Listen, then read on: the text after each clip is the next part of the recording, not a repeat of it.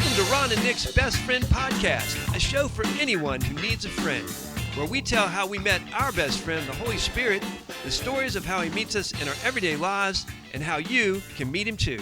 Hey, welcome to Ron and Nick's Best Friend Podcast. Welcome. Hey, how are you? I remember Connie's Magic Cottage. Do you ever remember that? Connie's Magic Cottage, she would go, and she would be naming names. Johnny, and she would just name names, and you would think. Is that Mr. Rogers' Neighborhood? No, it was a local show. Oh, okay. How's everything with you? We took a week off. Very busy. Lots of stuff going on. Family in town, vacations, kids going to college. How about that? That's right. Sent my last one out to college. Wow. How's that feel? It feels great. We're empty nesters, so we're trying to get adjusted to that. That's the whole thing. If you're an empty nester, tell me what to expect, please. Oh, you can expect a lot of stuff. All right. You know, when we were praying, Yeah. this came to my mind. Do you remember when we were in Greece and we were on the subway? Yeah. And these Greek people were talking about us. Yes. Not in a nice way. Yeah. And they didn't think I knew what they were saying. I think you told this story one time. I did. Already. Go ahead. No, this is a good story. They start talking about me and talking about Ron and my wife. What were they saying? They were just saying, look at those Americans, blah, blah, blah. They went shopping to they're not saying nothing nasty, right, but they're just kind of like condescending on us. So I turned to Ron and I said, listen, I'm going to say a bunch of Greek things to you, and you just say, nah, which means yes. Do it right now. So just do it. Come on. Yes, do it. No, I don't want to do it right now. Yes. No, yes.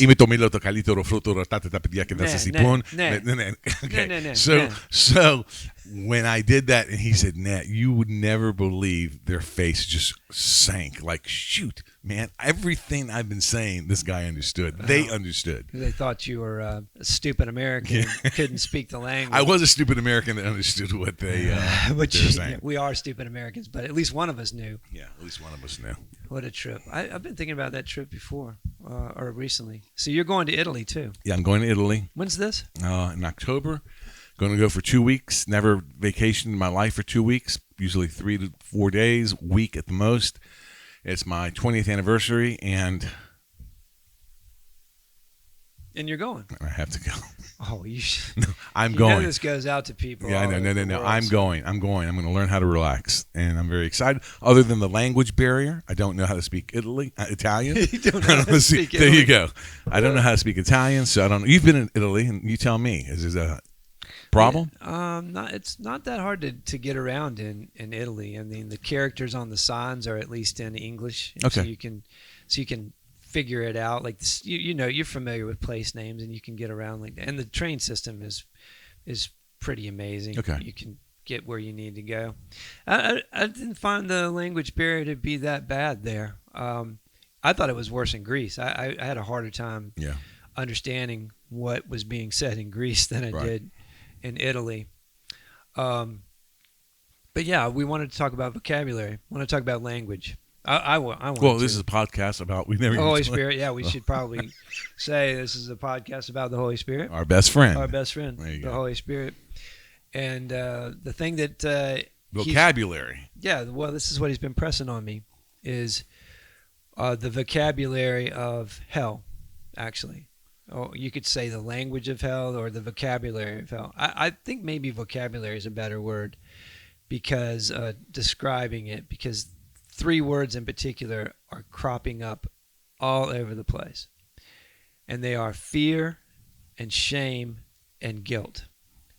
Fear and shame and guilt. I've been meeting with people and I've been telling them these are not, I'm not putting it right. These are not Christian emotions, I think I said. These are not, the children of God should not deal in shame and fear and guilt. And it's amazing. We did an episode about the voice of the accuser not long ago. I think it might have been the last one before we took a break. Yeah, it was.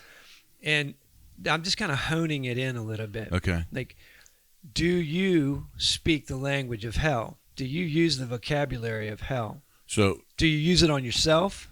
Do you use it on others? Well, you said the children of God should not be hearing shame, guilt. I just say you don't hear it. I'm saying, Don't accept it. yeah, don't use it. Don't use it Yeah, on don't. others. Yeah, don't use that vocabulary. Oh. Don't use it. Look, I'll tell a story on myself. So I'm out with Tina. We go to I think Harris Teeter or something, and yeah, I'm just going to tell the story. I'm going to tell it Go the ahead. way it really happened. Go ahead. Well, we're real here. Yeah, well, so she gets ready to go into Harris Teeter. She says, "Is there anything in Harris Teeter that you need?" And I said something snarky, like I'm always saying something smart. You can imagine what I said. I don't Something like, "Well, the only thing that's going in Harris Teeter, anything I want out of Harris Teeter is what's going in right now." Okay, right. Like it's an allusion to the fact that I would like to have sex with my wife. Okay. All right, so I'm just going to say it.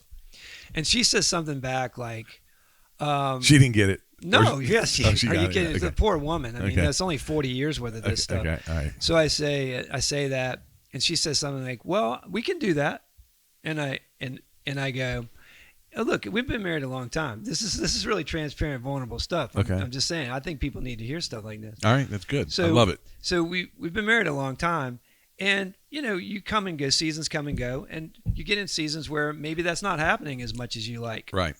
And I went like this. I took my finger and I went, Yeah. Like right. like right. Yeah. Right. Like, sure, we can do something about this. Right. Because, I mean, look, it's a season. Things happen. And she looks at me and closes the door, goes into Harris Teeter. I mean, it didn't offend her because Right. she's very hard to offend, Right. thank God. But she goes in, and as she's in, the Holy Spirit says to me, so you don't mind using the language of hell to get what you want, do you? I'm like, okay, what do you mean by that? Because basically when I took my finger and went around in a circle like, yeah, right, what I was doing is exactly communicating shame and guilt. Absolutely. So I'm actually allowing myself, who's a child of God and a citizen of the kingdom of heaven, to use shame and guilt when I want to get what I want. And without using the words directly. Yeah. Well, I didn't. You couldn't convict me of it. Right. But the Holy Spirit says, "Oh, so you don't mind using guilt and shame when it gets you what you want." And I thought, wow, how much do I do that? How much do I use the vocabulary of hell to get what I want? Wow. So the question to you here, served to you. Okay, do you use shame and guilt and fear? Add fear in to get what you want. My wife's not afraid of me, so that doesn't work. But what do you do? How about you guys out there? Come on, I know I'm not the only one. Are you willing to use shame, fear, and guilt to get what you want? Do you feel justified in it? I'm gonna just tell you, if you watch, American politics, both sides feel very justified in using shame, guilt, and fear to get what they want. And that's one of the reasons why there's no political solution to the division amongst our country. There's not a political solution. There is a spiritual solution that doesn't involve shame and guilt and fear. So you think of anything? I'm going to go a little bit different. I think I use the manipulation of time to my advantage. This is what I mean. If I give you time, my time, all right, you want to be transparent? So I give my wife a certain amount of time. I've spent the evening with her, or we've done something. I now have permission in my own self to be able to do something that I probably should be doing with my wife or spending some time with my wife. But I said, listen, I gave you this much of my time so I can now do something without you. Not that I don't want to do something with her. It's just I'm going to use. I've marked. I've made a mark. So I'm not going to use shame, but that's I use manipulation. I don't use, for the most part. I manipulate. I'm a manipulator. Okay. I think. Well, that is manipulation. I'm trying to think what that has to do with using the vocabulary of hell. Well, it doesn't.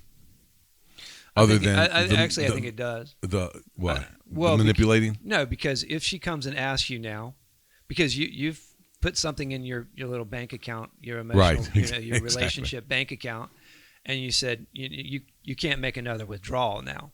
Right. And if you do, I'll make you feel guilty because I gave Oh, you. absolutely. I already gave you. So it is guilt. You're using guilt. I just had to think about it a second. You're using guilt to get what you want because you've look. I did this. Now, if you ask me for more, Right. or shame, you should be ashamed. Don't ask for more. Right. Right. And so you are using the vocabulary of hell, and it is Well, that is very interesting. Well, that you actually had to think about it, and that's how slight.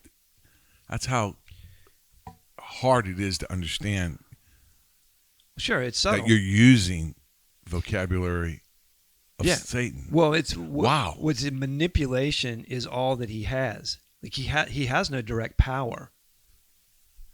Like when Satan says things to you that are fearful, shameful, or guilt ridden, you got to understand what if you could see the spiritual world. Jesus has got his foot on this guy's neck. I mean, he's standing on his neck and he's pinned to the floor. And as he's pinned to the floor, he's out of the side of his mouth, he's going, "You should be ashamed. You should be guilty. You should be afraid." I mean, Jesus has literally got his foot on his neck. and he's saying things like, and the only way that he can be empowered is if you decide to listen to this guy who's got a foot on his neck. Because he's trying to manipulate you. What I'm trying to point out is we do it so much, and I do it so much. I'm so used to it that I will use it to manipulate. And that's what I was trying to do to Tina. I was manipulating. I was using guilt. I was using shame to try to manipulate her. So it's the same. You know what I like about your story is that when you said you did this and then she walked off and then you said the Holy Spirit then said what he said to you. Yeah. I think that listen, man, I think a lot of us hear the Spirit and you heard it. Him. And most people, including myself, would dismiss it like that and just go to a different thought. Don't even want to go there. Why you would have that thought, that's definitely not of the enemy. It's definitely not you thinking that. It is the Holy Spirit. I mean, that's a Holy Spirit thought. Oh, yeah.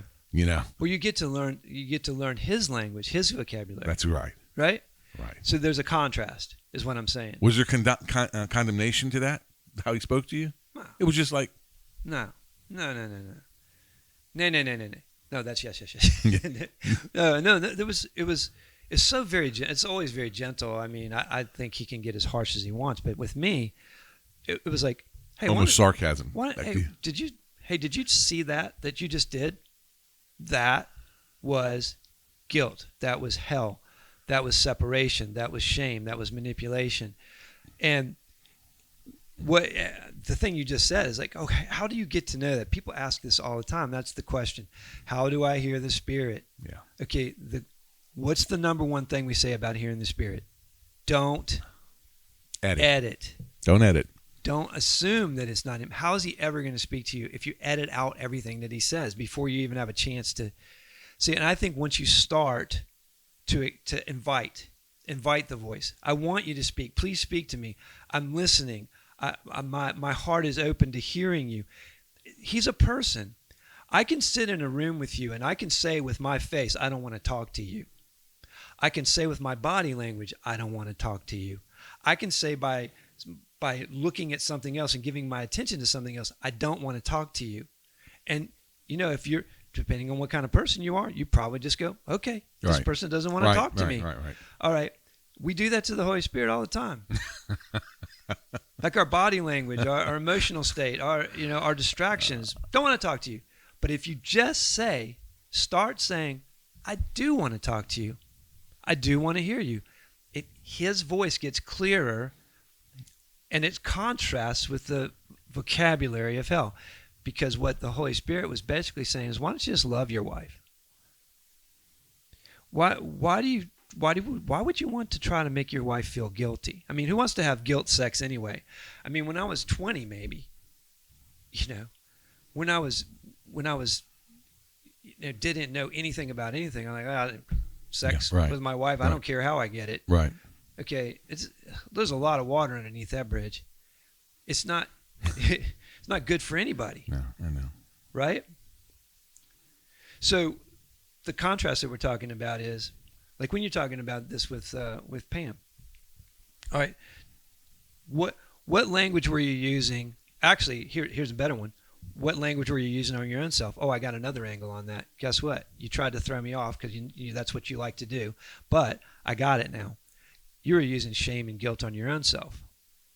You were listening to, okay, well, I feel guilty. I'll give her some time. I feel shameful. I'll give her some time. You used it on your own self. That's why you gave her the time. How's that working out? So who's good. getting manipulated? That's right. Oh my gosh. Right? Oh my gosh. What if you just substituted? What if we just? And I'm saying it to you. What if That's we right. just? Say it to me. What if we just substituted love and truth, and used heaven's vocabulary words instead of hell's? Like love. Okay. Love.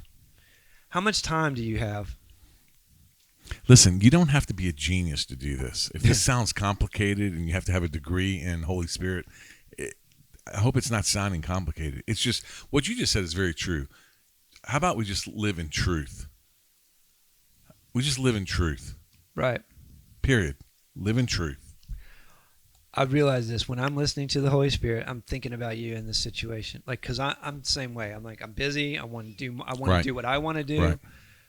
and I can get dismissive of people, and I always end up feeling like that's a fail. I do not want to create distance between me and my wife, me and you, me and anybody. I really don't Right. like having distance between us. We're ministers of reconciliation, the Bible calls us, which is putting things together, not pulling things apart. So what if when I'm listening to him, I mean, when I'm walking with him, like today, I feel very much present with the Spirit. You told me that, yes. And I feel like I'm walking with him. And you know what? I don't feel pressure. I feel like I could sit here with you. I could sit here with you all day long and give you as much time as you want. And it would be okay. Because when I see him, I have Holy Spirit patience. When I listen to him, I have Holy Spirit That's good. Insight. And you become more important. And he becomes most important. And then you become important. And then I don't have to be the one running my schedule. And I'm not using these terrible words. Shame. I mean, we're talking shame and guilt, but fear is even worse. Like trying to get somebody, try to raise kids by using fear. I did it. Every parent has done it. I'm using the vocabulary of hell to try to raise a heavenly kid. I try to make them afraid. Dude, do you know how many people I sit down with who are just like, they're afraid of sex because of the way the churches talk to them and the way the churches manipulated them to try to keep them away from sex, but we'll make you afraid of it. You talking about Very destructive. married or unmarried? I'm talking about kids being raised in the church. Oh, I got you. I got you. Stay away from it. Don't touch sex. Right, Don't right, think right. about it. So and manipulate them and make them afraid of it, ashamed of it, guilty, and then they bring all that into marriage. And okay, so maybe they managed to get to marriage without having sex, and now they're afraid and shamed and guilty about sex. And I'm going to tell you, that's not good. It creates all kinds of dysfunction, as you can imagine. I appreciate it. That was good. The vocabulary of hell, right? Yeah. Versus the vocabulary of heaven, which is truth and love. Truth and love. Truth and love together. Yeah, amen. Bound up together. Appreciate it, brother. It was fun. Thanks for joining us for this week's episode of Ron and Nick's Best Friend Podcast, a show for anyone who needs a friend. Join us every week right here as we talk about who? Our best friend, the Holy Spirit. And if you want more information about him or the show, you can find it at www.ronandnicksbestfriend.com. And don't forget to subscribe.